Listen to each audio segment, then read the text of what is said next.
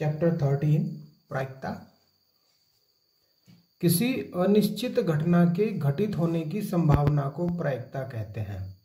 पहले आपको ये समझना पड़ेगा कि प्रायिकता होती क्या है। वैसे तो आपने 9th, 10th, 11th में पढ़े हैं, बट एक बार थोड़ा सा और रिवाइज कर लेते हैं प्रायिकता क्या होती है, फिर धीरे धीरे हम इसका कॉन्सेप्ट क्लियर करके फिर क्वेश्चंस की ओर बढ़ेंगे।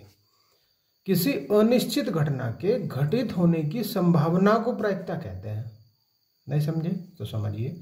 जैसे मान लीजिए सिक्का उछालते हैं हम, सिक्का उछालने में या तो चित्त आएगा या पट आएगा, दोनों में से कोई एक आने की प्रबल संभावना है, ठीक है। लेकिन निश्चित इन दोनों में से कोई नहीं है, ना तो निश्चित चित्त की है ना निश्चित पट की है। अब जब इनमें से दोनों में से ही निश्चित नहीं है तो जो प्रायिकता आएगी चित्त की भी 1/2 आएगी तो पट की भी 1/2 आएगी, क्योंकि जो अनुकूल है वो चित्त आने की भी एक है, पट आने की भी एक है। दोनों की अनुकूल एक एक है तो संभावित 2 है, दोनों में से कुछ भी आ सकता है, तो इसलिए दोनों की प्रोबेबिलिटी क्या है 1/2 है। तो ये चीज़ आप समझ गए, ठीक है। तो इनमें आपको क्या क्या याद रखना पड़ेगा, एक पासा याद रखना पड़ेगा कि पासे में कितने अंक होते हैं, 1 2 3 4 5 6 इस प्रकार से। फिर सिक्के 2 बार जब उछलेंगे तो हेड टेल और हेड टेल इस प्रकार से आप HH HT TH और TT ये इस प्रकार से आप याद रखेंगे। अगर यही एक और बार है तो फिर इसको HHH HTH THH और TTH और 4 और HHT, इसमें TT जोड़ते चले जाओ, HTT THT एंड TTT। तो ये 8 घटनाएं होती हैं। अगर 3 है तो सिक्के, 2 हैं तो फिर ये, और 3 है तो ये। तो ये जो कहलाता है इसको कहते हैं सैंपल स्पेस। जो टोटल संभावनाएं होती हैं उसको प्रतिदर्श समष्टि कहते हैं, ठीक है। सैंपल स्पेस होता है, इसको ऐसे डिनोट करते हैं, ये भी याद रखना है आपको। तो पासे हुए, सिक्के हुए या फिर ताश के पत्ते हुए, इस प्रकार से आपको क्वेश्चन इसमें बनेंगे, ठीक है। चलिए अब इसके बाद थोड़े से सूत्र याद कर लेंगे इसमें। देखिए आपने समुच्चय में 11th में पढ़ा होगा कि number of A intersection B ज्ञात करने के लिए आपको क्या करना पड़ेगा, number of A plus number of B में से number of A union B घटाना पड़ता है, ठीक है। अब इसी के हिसाब से आप पी में, इसमें प्रायिकता में भी आ जाइए, तो जहाँ जहाँ एन हम लिख रहे हैं वहाँ पे पी आप भर देंगे, तो इसमें भी ये अप्लाई होता है। P A plus P B minus P A union B. यदि 2 घटनाएं हैं, मान लीजिए ए और बी घटना नहीं है, ई और एफ कहीं नजर आए, तो फिर यहाँ बन जाता है पी, बस ए बी की जगह ई और एफ बन जाते हैं, इतना अंतर आपको दिखाई देगा।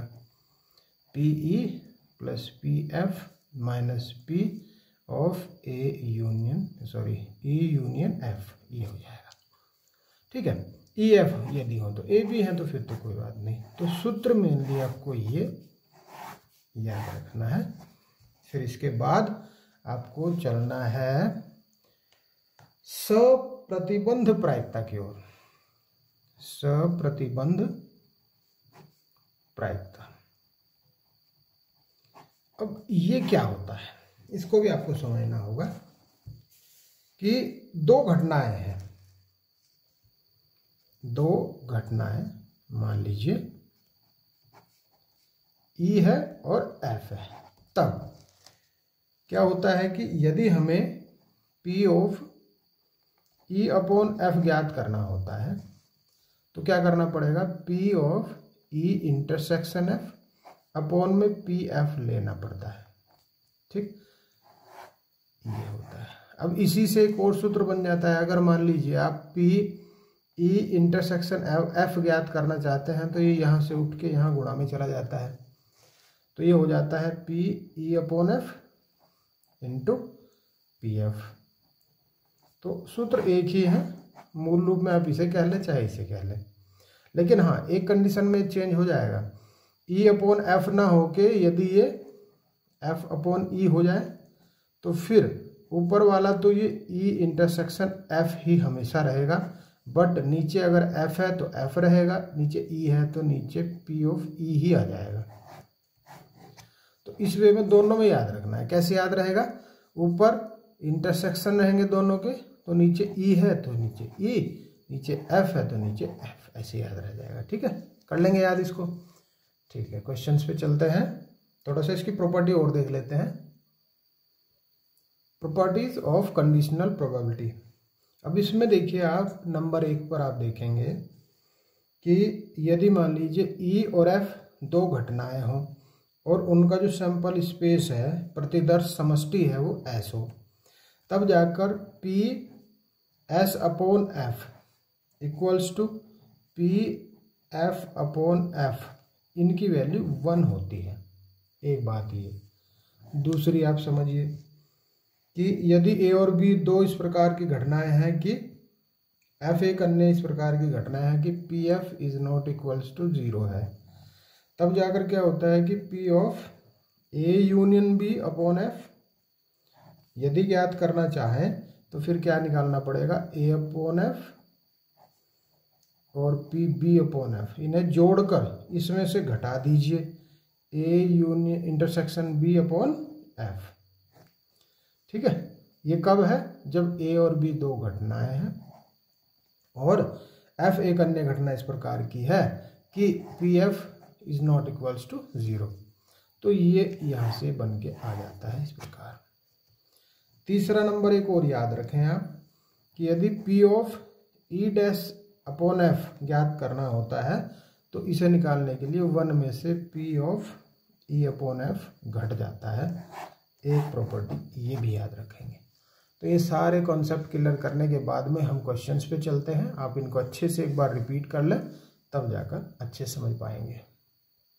एक्सरसाइज 13.1 का क्वेश्चन नंबर 1, यदि ई और एफ इस प्रकार की घटनाएं हैं कि P E equal to 0.6, P F 0.3, P E intersection F equal to 0.2, तो पी ई अपॉन एफ और पी एफ अपॉन ई दोनों ज्ञात करने हैं। ठीक है, तो इसको करने के लिए क्या करेंगे, देखिए हमें देखो पी ई अपॉन एफ ज्ञात करना है तो आपको सूत्र याद रखना पड़ेगा। क्या सूत्र है, तो P E intersection F upon P F नीचे रखेंगे अगर एफ यहाँ है तो। दूसरा हमें ज्ञात करना है पी एफ अपॉन ई, इसके लिए आपको याद रखना पड़ेगा ई इंटरसेक्शन एफ तो ये हमेशा रहेगा ऊपर ही, और नीचे यहाँ ई है तो नीचे पी ई आएगा। ठीक है, अब हमारे पास ये सारी वैल्यूज हैं, ये है 0.2 और पी एफ है 0.3। अब दोनों को 10 से गुणा कर लें, अगर हम यहाँ भी 10 से यहाँ भी 10 से, तो ये 2 और नीचे 3 आ जाएगा। बस यही आंसर आ गया। इसे देखो, इसमें वैल्यू भरो, 0.2 है और पी ई की वैल्यू है 0.6, पॉइंट हटा दो यहाँ से भी 10 से गुणा करके ऊपर नीचे, तो 2 ही कम 2 और 2 दिया 6 ही कट जाएंगे। ठीक है, तो यहाँ से 1/3 और ये 2/3 आ जाएगा। अब इसके बाद question number 2, P A upon B ज्ञात करना है। तो इसे ज्ञात करने के लिए क्या चाहिए हमें, P A intersection B upon P B चाहिए, क्योंकि नीचे बी है तो पी बी चाहिए, और यही दोनों है हमारे पास। 0.32 अपॉन में 0.5, क्या करना पड़ेगा, इसमें दोनों प्लेस को पहले बराबर कर लो। जैसे 0.5 है तो 0.50 कर लो, 2 ही प्लेस यहाँ 2 ही प्लेस यहाँ। अब दोनों प्लेस 2 तरीके हैं इसके, या तो आप इनको एज इट इज हटा दो पॉइंटों को, या हटा के वहाँ ले जाओ, मतलब कहने का, या 100 से दोनों को गुणा कर लो। ऐसा करने से तो 32 बन जाएगा, ये 50 बन जाएगा। और किस से कट सकते हैं ये, तो 2 से कट सकते हैं। ऊपर 16 आ जाएगा, नीचे 25। पॉइंट में भी आप इसको लिख सकते हैं और यहाँ भी इसको छोड़ सकते हैं। कर देंगे, बहुत आसान है। क्वेश्चन नंबर 3 को देखो, पी ए दिया है, पी बी दिया है और पी बी अपॉन ए भी दिया है। पहले ये पूछा है पी ए इंटरसेक्शन बी। तो देखिए जब हमें ये दिया है तो हम क्या करेंगे, इसी को लेंगे और इसी का सूत्र लिख देंगे पहले, P A intersection B upon P A. इसकी वैल्यू दे रखी है, इसकी नहीं दी है, इसकी दी है। देखो ये दी है 0.4, ये तो पूछी है, अपॉन में पी ए ये रहा 0.8। तो अब क्या करेंगे, इसको यहीं छोड़ देंगे, पी ए इंटरसेक्शन बी को, इसको वहाँ 0.4 में मल्टीपल कर देंगे। ऐसा करने पर 0.2 आ गया, 32 आ गया और यही इसकी वैल्यू आ गई। इसको चाहें तो आप सीधा करके लिख लें। फाइनली एक का आंसर बन गया। ठीक, ओके। अब करना है सेकंड निकालना है P of A upon B. तो इसके लिए हमें किसकी ज़रूरत पड़ेगी, जो हमने अभी ज्ञात किया है, अपॉन में पी बी चाहिए। इसकी वैल्यू तो अभी निकाली हमने और पी बी की वैल्यू 0.5 है। तो देखो वही काम करेंगे जो पिछले क्वेश्चन में किया था। यहाँ 0 बढ़ा लो, ऊपर 32 नीचे 50, 2 से कट जाएगा, 16/25 आ जाएगा। अब थर्ड पे आओ जरा। थर्ड में ज्ञात करना है P of A union B. अब ये भी सूत्र मैंने शुरू में बताया था आपको कि पी ए और पी बी को जोड़ के पी ए इंटरसेक्शन घटा दो। पी ए की वैल्यू हमें पता है 0.8 है, पी बी भी पता है 0.5 है और ये हमने ज्ञात कर ही ली है 0.32। तो देखो 8 और 5 13, 0.1.3 आ जाएगा। इसमें से 0.32 घटना है, घटाइए तो 0.98 बच जाएगा। घटा के आप देख सकते हैं 0.98 बच जाएगा आपका आंसर। ठीक है, तो ये भी हो गया। देखो आसान से क्वेश्चन है, कोई बात नहीं, और अच्छे क्वेश्चन भी आएंगे, अच्छे लेवल के भी। धीरे धीरे सारे क्वेश्चंस को आपके क्लियर करते चले, तब जाके आपको समझ में आएंगी सारी बातें। छोड़ना कुछ भी नहीं है। देखो पी ए यूनियन बी ज्ञात करना है, दिया है 2PA और PB कंबाइंड दे दिया है 5/13। तो देखिए यहाँ से 2PA कितना है, 5/13 है, तब PA कितना आएगा, ये 2 भी नीचे पहुँच जाएगा, 5/26 आ जाएगा। और भाई PB तो अलग से हमें पता ही है 5/13, और ये भी दिया है इसने। तो देखो PA/B भी इसने दिया है। तो बस यहीं से काम बन जाएगा। देखो कैसे, P ऑफ A/B का सूत्र लगाओ सबसे पहले। तो P of A intersection B upon PB। अब हम इसको लगा क्यों रहे हैं, यहाँ से तो इंटरसेक्शन आएगा, लेकिन हमसे तो यूनियन पूछा है, तो कोई बात नहीं। जब हमें PA पता है, PB पता है, इंटरसेक्शन पता लग जाएगा, तब हम यूनियन भी ज्ञात कर देंगे। तो देखिए यहाँ से इसकी वैल्यू तो लिखेंगे 2/5, इसकी वैल्यू हमें नहीं पता है, ये निकाल लेंगे यहाँ से, और PB हमें पता है 5/13। तो देखो इसकी गुणा उसमें पहुँच जाएगी, यानी कि PA इंटरसेक्शन B आ जाएगा 2/5 गुणा 5/13। 5 से गया 5, बचा 2/13। अब हमें चाहिए क्या, तो हमें तो A यूनियन B चाहिए था, लेकिन हमारे पास इसको निकालने के लिए जो चाहिए वो सब कुछ है। L इंटरसेक्शन भी ज्ञात हो गया, तो सारी चीज़ें अब हो गई। PA हमें पता है 5/26, PB पता है 5/13, और PA इंटरसेक्शन B अभी हम लाए हैं 2/13। देखो 5/26 में से 5 में से 2 गए, 3/13 घटा लो, 26 और 13 का लघुत्तम तो 26 आ जाएगा। और भाई यहाँ तो 5 बचेगा, माइनस के 13 दूनी 3 दूनी 6 बचेगा। तो ये कितना आ गया, यहाँ जो बचा है देखो माइनस में, अगर हम -1/26 लिख दें तो गलत नहीं होगा, प्रायिकता कभी माइनस में आती नहीं है। तो देखो हमें पता लग गया गलती का, 5 में से 2 गए, 3 प्लस के बचेंगे, ये भी प्लस हो जाएगा। तो आपका जो आंसर आएगा वो 11/26 आएगा। ठीक है, तो देखो क्वेश्चन को चेक करने का भी एक तरीका होता है कि माइनस में कभी प्रोबेबिलिटी नहीं आती। तो 11/26 आपका आंसर आ गया। तो 2 चरणों में हुआ ये। पहले हमने इंटरसेक्शन ज्ञात किया, क्योंकि हमें यूनियन निकालने के लिए इंटरसेक्शन की आवश्यकता पड़ती सूत्र में तब। ठीक है, नेक्स्ट क्वेश्चन पे देखो। क्वेश्चन 5 में इसने क्या कहा कि PA 6/11 है, PB 5/11 है और PA यूनियन भी 7/11 है। तो फर्स्ट इसने यही पूछ लिया कि PA इंटरसेक्शन B बताइए। इसका सूत्र तो हमें पता है,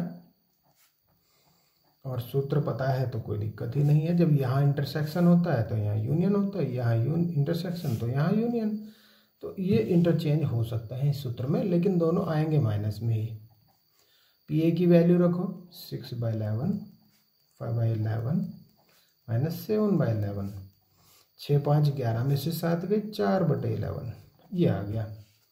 सेकंड देखो क्या बोला इसने, P of A upon B बोला। तो कोई बात नहीं, PA intersect B upon PB। Value भरिए। इसकी वैल्यू कितनी लाए हम अभी, 4/11, और PB की वैल्यू भी पता है तो 5/11। तो ये 11 से 11 कटा, 4/5 आ गया। अब करेंगे थर्ड क्या है, तो P of B upon A है। इसमें भी कोई दिक्कत नहीं है, क्योंकि P of A intersection B upon PA चाहिए इस बार। जब नीचे A होगा तो नीचे A, नीचे B तो नीचे B। इसकी वैल्यू 4/11 और PA की वैल्यू 6/11। 11 से 11 गया, क्या बचा, 4/6, 2 दूनी 4, 2 3 6। आपका आंसर आया 2/3। तो हो गया ये भी। इस प्रकार से आपको सारे क्वेश्चन करने हैं, मैं कुछ नहीं छुड़ाऊंगा। अगले पार्ट में फिर मिलते हैं नेक्स्ट क्वेश्चन नंबर 6 से लेकर। Okay, thank you. वीडियो पसंद आती है लाइक कर दीजिए, चैनल को सब्सक्राइब नहीं किया सब्सक्राइब कर दीजिए। Okay, thank you.